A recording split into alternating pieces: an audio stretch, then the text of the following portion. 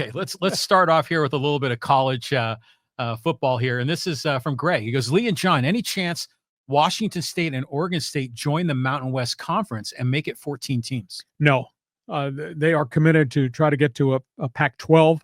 They need to add one more football power. As we sit here in December, Greg, I'm of the opinion they're going to go to the NCAA and say, we have added what we can add right now. Give us a waiver so we can be eligible for the college playoffs, and just give us time because there may be some more shuffling. Don't make us hire some school that we don't really think fits just so we can have 8 football playing members. Right now they got 7, but there are other sales pitches. We got Gonzaga. Look at what we've done to the Pac-12 national brand by adding them with San Diego State as a basketball power. So I project they're going to ask the NCAA for a waiver to give them another 2 years to find an 8th football playing member, because there's really nobody left out there. And I'm sorry, Tulane and Memphis are not West Coast schools, are they? No, they're not. They're not in the mountains or in the West. Yeah. But, I think of the teams that the Mountain West is expanding to are the Montanas and the Dakotas. All of those kind of teams would be probably better fits. It would be, but those schools, I don't think financially can afford it. Because if you go from 1AA, which right now is 65 scholarships, to Mountain West, let's just use, for example, the 2 best schools in the Big Sky, Montana State. They're at 65 grants each. I don't know where that money comes from at Montana State to get them to 85 scholarships. And if you go to 85 scholarships, you did go to law school that one day. Then you got to deal with Title IX. Because if you're taking football to 85, that impacts the number of women's scholarships you got to fund. So there's a lot more money outlay. And I just don't think Montana State, and they are the 2 best in the Big Sky. I don't think that they can go to the Mountain West right now financially. Well, in the Dakotas, there's a lot of people making money fracking for oil out there. So there might be some deep pockets. But let's keep moving on. And by the way, there was so much Juan Soto talk, and we're going to blow through a lot of these. Go ahead. Let's go to Johnny. He goes, the Mets pitching still sucks donkey ass, and the bullpen still has holes. They do. I concur. Unless you firmly believe that a year post-surgery with the knee issue, Edwin Diaz is going to be great. But, the Mets don't have Minaya. The Mets don't have Quintana. Those guys, Severino left. He went to the Oakland Athletics. So they got some holes in their pitching staff. They are signing some free agents on the mound, but none of them are frontline guys who say, this is the ace of my staff. We're going to beat you with my. None of those guys are aces, at least at this point in time. And now maybe that changes. If they get Corbin Burns or if they get Max Fried, there's a couple frontline starters still out there. Maybe that changes things. But right now, Soto took the money and he went to what I don't think is a great team, a great 25-man roster right now. They're not, but they were close to making the playoffs at the very end of the season. The Mets did make the playoffs. Oh, they did? Okay. Yeah, the Dodgers beat them. Okay, excuse me. Pardon me. Sean Manaea is on that staff, or at least he's a free agent now. All those guys are free agents. But do you believe in Sean Manaea? Has he become a new guy that's going to have a career going for another 4 or 5 years, or was it a one-hit wonder? It might be he reinvented himself, so he's good for another couple of years. That's okay. He's your 4th pitcher. But you can't sales pitch me, hey, Sean Manaea is the ace of my staff. Well, they used to have Verlander and Scherzer. They all broke down. They did. They all did break down. They all had 200,000 miles on their arms. Those guys are unsigned as of this hour. I bet the Mets are kicking themselves for not keeping Seth Lugo. He did a hell of a job. He was fantastic for the Royals. In Kansas City, I concur. But again, that's a physical wear and tear thing. And they had him as a reliever because he was coming off arm problems. They didn't trust that he could hold up. And he didn't hold up till he got to San Diego. And then all these years removed, he became the ace of the Kansas City staff. But to me, at that age, with that history of injury, that's a year-to-year thing. Yeah, probably. Yeah. So I concur, John. I wouldn't use that language, but I concur. The Mets are deficient pitching-wise. We'll see if there's something else coming. I do like that left-hander David Peterson a lot. I think he's got Bulldog written all over him. But is he an ace? No, he's probably a good number 3 guy. So Mets got pitching to go get, but they got Soto. I haven't not had a chance today to look at the tabloids in New York. They must be going crazy with the Mets getting Soto. and they must just be bagging on the Yankees. Don't you wish you had a tabloid newspaper here? Yeah, like the New York Post or something like that. Yeah, yeah. You can count on that. There's a lot of that going on. Okay, next topic. Okay, let's go to Richard, Fans Forum, talking about Soto. He's a one-dimensional player. He's bad at defense, can't even catch a cold, can't run. He's about the money. I don't want to hear about how LA is bad for baseball. He's a cancer. Well, he got what he wanted. John says he got what he deserved. That's an awful lot of money to give a guy who's a 285 lifetime hitter, who is, yeah, he's got pop in his bat. There's no doubt. If you put good people around him, but does he have a good lineup around him with the Mets like he had with the Yankees? There's no Aaron Judge hitting behind him. No, I mean, you got Lindor. Alonso's gone. Well, Alonso's not gone, but who knows if Alonso's going to be back, because Alonso wants bank too. So who is it? There was like Nito was one of the other guys out there. I mean, yeah. Brandon Nemo. Well, there was a Nemo and a Nato, right? Yeah, Nemo is the established star player, and he's making 20 mil. Yeah, he's the outfielder, yes, right? And the other guy's the catcher. Right. And neither one of them are like Finding Nemo, like the cartoon movie, which I always kind of get confused with those guys. But yeah, the Mets are going to keep spending. Steve Cohen's got unlimited dollars. So how did he make all of his money, Steve Cohen? Must have done it legally because he still got it. But he doesn't care about the luxury tax. Somebody wrote early this morning on one of the Baseball Insiders websites that their payroll is like, right now, is like 320. And that doesn't include all the other spots they still got to fill and the pitchers they have to sign. So that they're thinking it's going to have a $380 million payroll. But money's no object, open checkbook. Met fans got to be thrilled. I mean, yeah, this is like Christmas morning for them. Now we'll see. I mean, the Yankees, as of early this morning with the start of the winter baseball meetings, they were talking the talk. That we're going to go get 3 guys. We're going to spend the Soto money to get 3 established guys who are going to make us a better collective team. We'll see if that happens. We'll see. Next one. Keep moving. Okay, let's go to Chris. And he goes, Soto will be paid $34 per second of baseball played for 15 years. The guy really was all about being paid every last penny.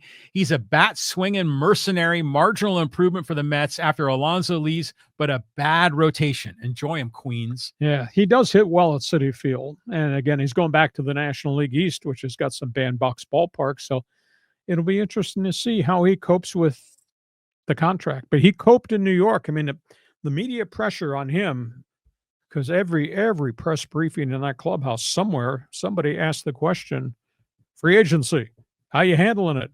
What do you think about it? Well, now you got the contract. How are you going to do it with this contract? You feel the pressure with this contract. You know you're the public enemy number 1 with this contract. It's going to go on and on and on for Soto. So we'll see. Although he's just kind of don't pay any attention to any of it, but he got his bucks. Yeah, he's the kind of personality that's not going to get sidetracked by all that nonsense, because he's got like a strong sort of internal fortitude, at least when I think of Soto. Dude better not hit 221, though, at Citi Field. Well, yeah, remember when he came to the Padres, he wasn't very good for a while, and we were like, what the hell? I mean, yeah, with that burden of that contract. But I will say this, Chris brings up an interesting point, $34 per second. It's funny how you can kind of cook up these different mathematical things. Like for me, one of the big realizations is that when Clayton Kershaw signed a deal for $30 million a year, assuming he got 30 starts and 100 pitches per start, that worked out to $10,000 a pitch. I mean, it just sounds crazy. But he was always winning. Yeah, he was. So I was never good in arithmetic, algebra, long division. Screw it. Next topic. Next topic. Okay, let's go to Running Man. He goes, agree, Hacksaw, just a money grab for Soto. He doesn't give a bleep about winning. Just pay me the money. Then he will complain that the team isn't any good. Well, that's the thing. You know, one of his comments at the end of October was, I want to go to a winner. You know, I want to go and be surrounded by stars where I can contribute. He goes to the Mets. And the Mets, I'm sorry, outside of, I think Francisco Lindor's a great player. Oh, yeah. But outside of 2 or 3 guys, that's a ragtag roster. And now he's a New York Met. And their pitching staff, to me, is substandard. I don't think that's a very good pitching staff, and you need pitching in addition to hitting. But it was all about the bank as it relates to Soto and Scott Boras. Yeah, well, Scott Boras comes through for his clients. And, you know, some people think he's evil, and I know you have a lot to say about Boras, but dude comes through for his guys. And you got to say, you got to give it up to Boras. Isn't it against the law to hold somebody hostage? Who's being held hostage? He's holding his players out to the highest bidder. Oh, that's capitalism. That's the American way. Well, that's what you could search for a new job. You're trying to get paid, get what you're worth. And if they're willing to pay it, take the money. So you're going to hire Scott Boras to represent you here, and when we start talking podcast contracts. Yeah, that's what I need to do. You'll be unemployed. Okay. Next one. Okay, more Soto talk. There's so much of it. This is from David. Soto will be one of the biggest busts. Otani is his own economy. Personal and team endorsements. Hundreds of records broken in 2024. 3 unanimous MVPs, World Series. Mets will miss the playoffs in 2025. I asked the question. Somebody can respond. John never actually gave me an answer, kind of talked around it. Is Soto a generational player compared to the generational player we saw Otani become, player, person, marketing whiz? Is he a generational player in the same sentence that we considered, remember, Hammer and Hank Aaron, Say Hey Willie Mays, etc.? The short answer is no. Okay. He's young. He's only 26. So it's hard to compare him against Hank Aaron, but if he has a career like Hank, it could turn out that way. But it's just the timing of it and the economics. He hit free agency right at a time when baseball is booming and is overflowing with money, and the dude cashed in. So you can't blame him for that. Now, going back to David's point, wouldn't it be something if the Mets missed the playoffs? It'd be like the Padres in 2023. $51 million a year. That's what Soto's getting. $51 million a year. Yeah. Show me the money, man. For somebody who's not a generational player, but that's okay by you. Well, it's hard to compare with Otani, by the way, because Otani is like on another solar system, But if you kind of remove Otani, I mean, who else is Soto kind of similar to Bryce Harper? I'd say, yeah. Is Soto similar to Manny Machado or Fernando Tatis? Yeah, kind of. Granted, not anymore. Well, yeah. Now that by the way, those deals that the Padres signed for Machado and Tatis don't look so bad anymore. Even Xander Bogaerts. I'm sorry, they look bad on the books if they carry these players through age 40 to 42. They look bad on the books, Jeff. Well, Soto is going to play to age 41, right? A 15-year deal, and he's 26. Yeah. There you go. You can try to rationalize it, but you can't convince me. Okay. Thank you for the input, David. Okay, let's keep moving here. And this is from Bub Rad. He says, the AL East is wide open now. Blue Jays, Red Sox, and Orioles can easily take out the division if they have a good offseason. Well, we'll see what's going to happen because the Red Sox wanted a second meeting. The Blue Jays wanted a second meeting, never got that meeting. Therefore, they're going to dive back in. And both of them are going after Bregman. One of them's going after Corbin Burns, frontline pitcher.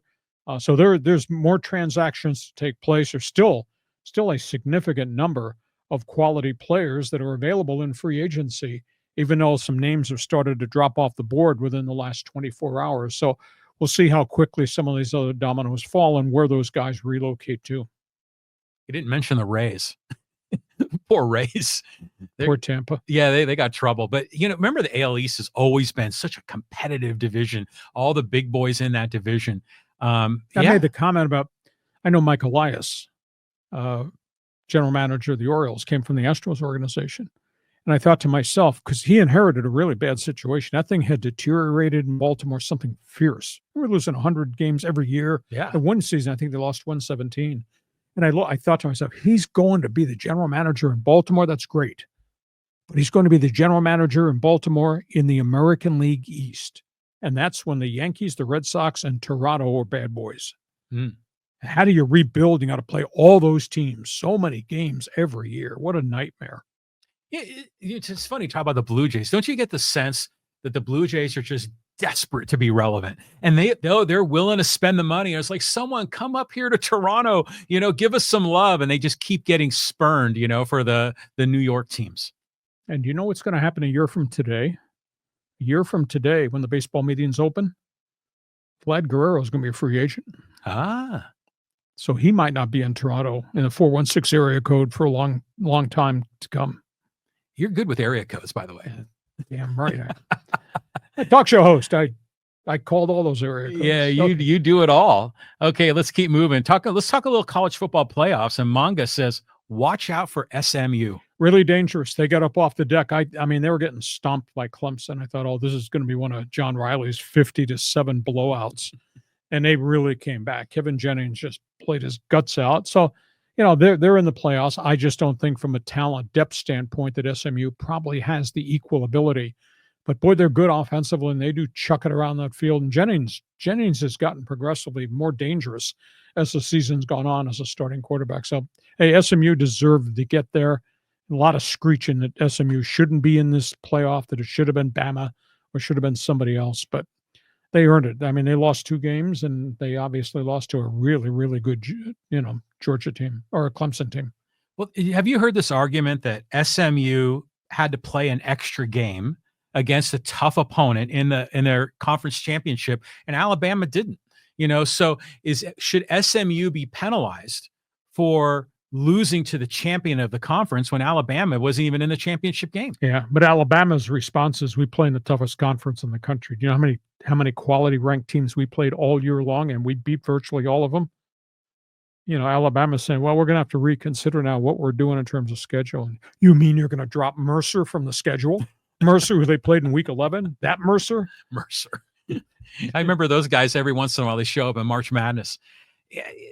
Alabama's like the Kansas City Chiefs, man. They're always getting breaks, from all the power people, whether it's the refs or the conference officials. That I remember for every year, it seemed like Alabama was on the edge of not getting into the 2 or the 4-team playoff, and then they'd always get in. I really thought it was going to be a great year for Kalen DeBoer because he had Jalen Milroe back as quarterback. And I thought Milroe was ready to be a superstar. In fact, I thought he was a Heisman Trophy candidate. He was one of the top 5 guys that I considered when the season started. But boy, he had a very erratic up and down year, a lot of turnovers.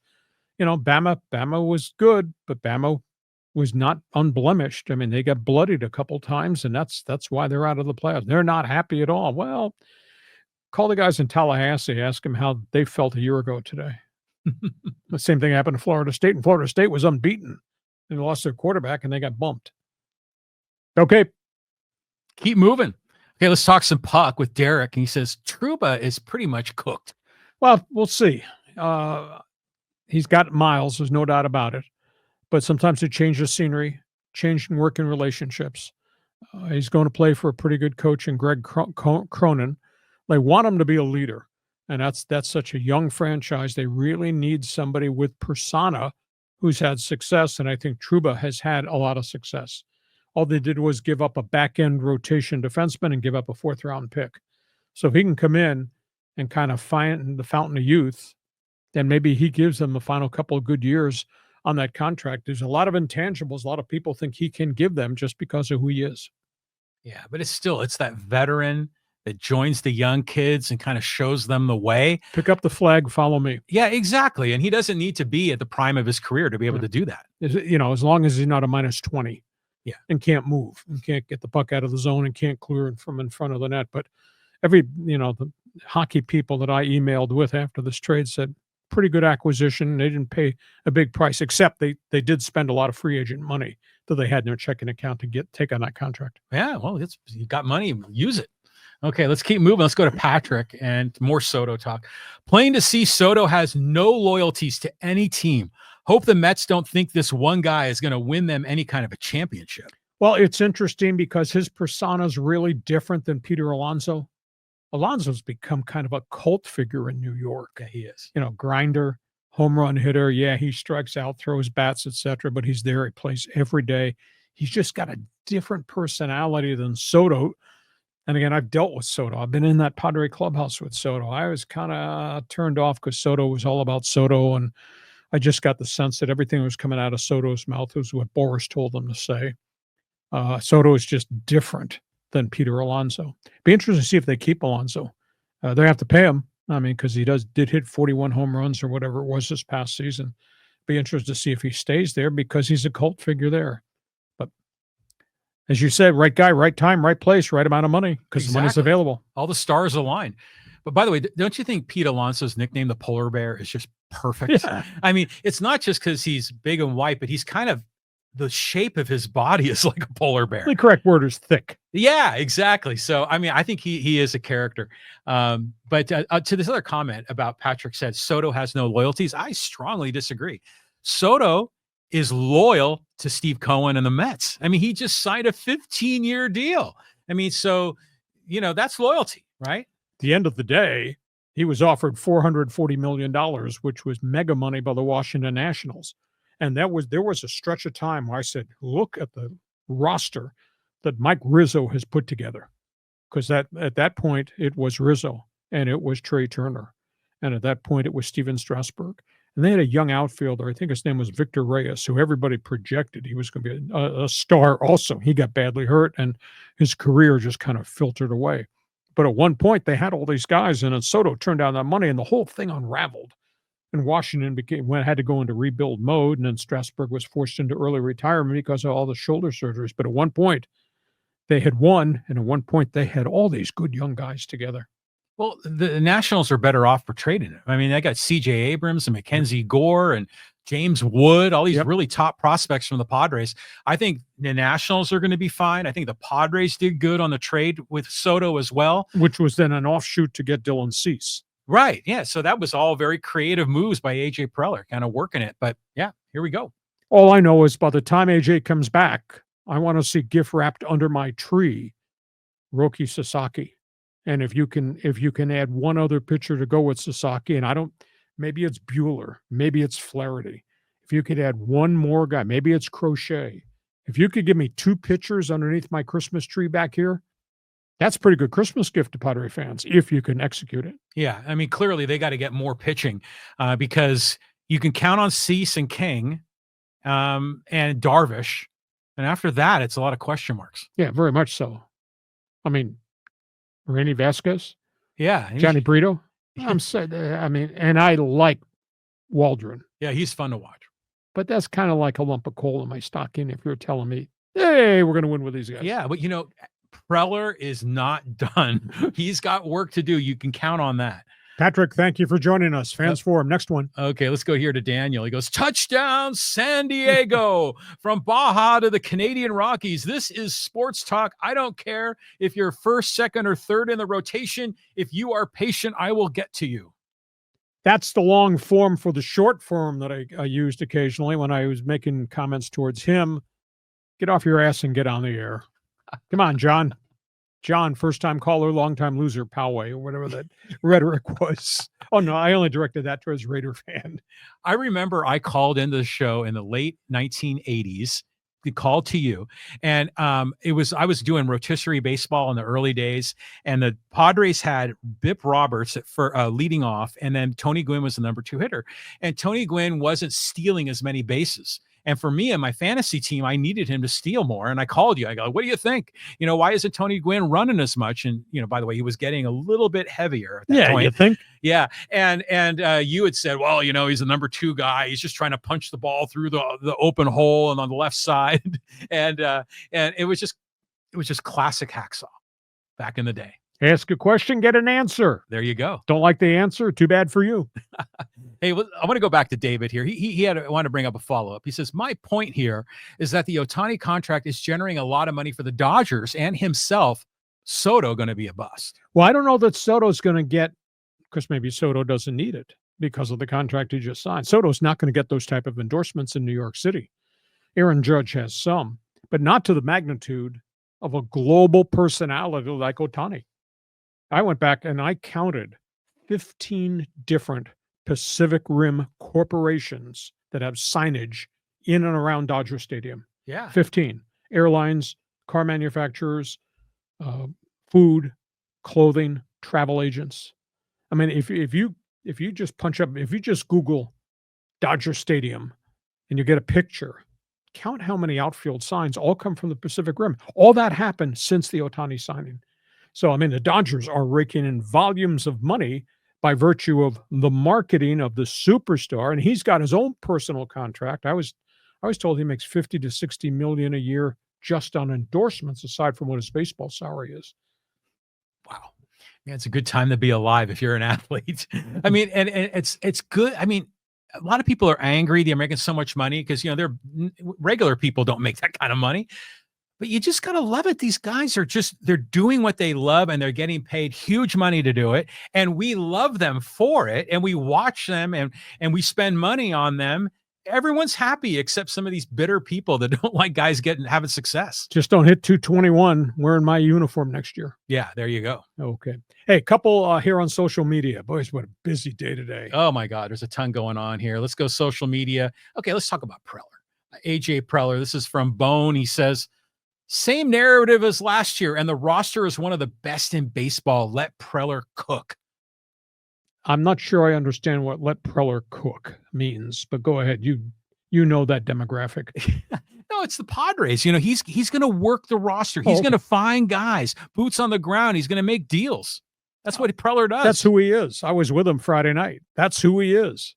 It's just absolutely funny. I mean, he was getting ready to go to the winter baseball meetings, and he's always interesting. Never tips his hands. His cards are always in his pocket. Definitely. But he's made so many trades. I mean, he's traded the farm system away 3 times. I think he's made 25 or 28 trades of significance since becoming general manager. He'll go there, and if he can make a deal to get Crochet from the White Sox, who's affordable, his price is only $2.9 million next year. He's got 2 years arbitration. If they could get Crochet and come home with Sasaki, problem solved. Now, if they can't, because there's other people have better farm systems. Red Sox have a much better farm system. Yankees have more numbers of players in their farm system to make a deal to get Crochet. So if you can't get Crochet or you don't get Sasaki, you still got a chance at Jack Flaherty. You still got a chance at Walker Buehler, and those are proven commodities. Prices obviously will be lower than the superstars. Those prices will be a little bit higher, though, than what you get Sasaki for, what you get Crochet for the next 2 years. So he's always dealt. He's always found a way to find pitching. You know, whether it was Nick Martinez in Japan and Robert Suarez. And I said, you're giving $5 million and $7 million a year to guys in Japan that nobody in baseball wanted. Look what they became. That's because his scouting system works, you know. And then he went and got Waka, and he went and got Lugo, and they gave him one really solid summer of trustworthy starting. And then when they became too expensive, he let them go. He's not going to pay those guys $15 million a year, which is what Kansas City gave both of them. So he creatively finds ways to get pitchers. I think by Friday night, when the winter meetings end, the roster we had at breakfast this morning will be different than the roster we're going to have Friday night. Oh, yeah. It could be radically different. I mean, I've seen speculation from fans on social media that maybe the Padres should trade Dylan Cease. You know, part of it is because they got to get rid of the contract because they can't afford him. And people have speculated, how about go to the Boston Red Sox and then bring Marcelo Meyer back home? You know, the kid that played at Eastlake. He's a really good prospect. Yeah. Social media is great because everybody is a journalist. Everybody has an opinion, but you have to be an insider to understand the philosophy, and you have to deal with these people to know it a little bit better. Well, you were hanging out with AJ on Friday. And Bernie Wilson. Yeah. I got the photo into one of the videos. Okay, real good. Let's do a couple more here, social media, before we put a lid on this. Okay, let's talk Dodgers pitching. This is with Mike Daub. He goes, as a Dodger fan, I love seeing the Padres with problems. But Hacksaw, you said the Dodgers had a pitching problem heading into the offseason, and look what happened. I'm not sure it's time for Padre fans to panic. They still have a strong team. Well, they got a strong everyday team, and I think they've got enough frontline starters, but they don't have a lot of trustworthy depth in that pitching rotation. You know, they squeezed every pitch, every inning they could out of Waldron, and by the time the most important part of the season came, he was not in their plans. And, you know, they only pitched Vasquez as often as they pitched Vasquez because they had nobody else. And Brito self-destructed, and they must not believe that Morion can be a starting pitcher because of the history of arm problems, so they'd rather keep him as a one-inning setup guy.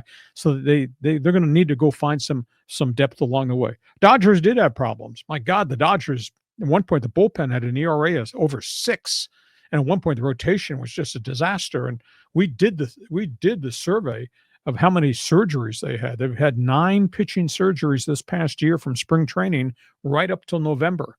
But there's strength in numbers because they're going to get some of these injured guys back, and there's more strength in numbers because by the middle of the season, they have a couple more of these young arms back who've had surgeries, and they still got a couple guys that are going to be out all of 2025. So, but there's strength in numbers. You need volume of pitching numbers, and the Padres don't have that right now. Yeah, the Dodgers have an unbelievable quantity. Like, let's pretend that you're Dave Roberts, and let's assume that Sasaki doesn't come to the Dodgers or Crochet. You're dealing with what you got. Who's your number one starter? Oh, you got Glass now. Okay, he'll be healthy. Then you got Yamamoto. Right. That's 2. You know, Who's after that? oh, you asked me too quick. Oh, Blake Snell. Blake Snell, of course. Come on, Yeah, John. Blake Snell. You're having a senior Yeah. moment Okay, on so me. that's 3. Okay, and maybe Gonsolin would he be one Well, of the starters? he's available. Dustin May's available. They're completely healthy. They're on Camelback Ranch. It is December, and they're throwing full bore now. You know, they have potential right now as of today. I think they got 8 starters. But the guys at the front end that's big time. Yeah. I mean, it is crazy, though, because all season we were talking about how the Dodger pitching staff was a shambles. And then all of a sudden in game 4 of the NLC or DS, they figured it out. And then they just blew doors the rest of the way. It was just incredible. Got hot, got healthy at the right time. And I could have never imagined that bullpen would do that at the most important time of the year as to what they did to the Padres. Well, speaking of that bullpen, the Dodgers signing Blake Trinan again, that's a hell of a move. That guy is special. He's got wicked stuff. Mm-hmm. And he's come back from arm problems too. He's just one of the number of guys. And, Evan Phillips is green lighted go and starts throwing in January with no problems with his shoulder. So, and then you still got Kershaw that's out there. So, there is strength in numbers, and the Dodgers have what the Padres don't have, which is an enormous amount of depth. And most of these guys are now getting healthy. Granted, there'll be a couple that won't be able to pitch. Gavin Stone won't pitch in 2025, shoulder surgery. Maybe Bobby Miller finally gets healthy and can be what he was when he first came out. Dodgers, to me, you just go on paper. I've got in one of my many lists all over the place, I got this whole potential as Dodger starters. And that doesn't include 8 guys in the bullpen. Right. So, or Sasaki or Crochet, right. That could be added there as well. It's insane. And their checkbook is open too, like the Mets checkbook is open. It's unbelievable. And they're in the same division with the Padres, which just makes it so horrible. I just want Sasaki and Crochet underneath my Christmas tree for Padre fans. That would be a nice gift, wouldn't it? Okay. Hey, listen, we hope you have enjoyed our podcast.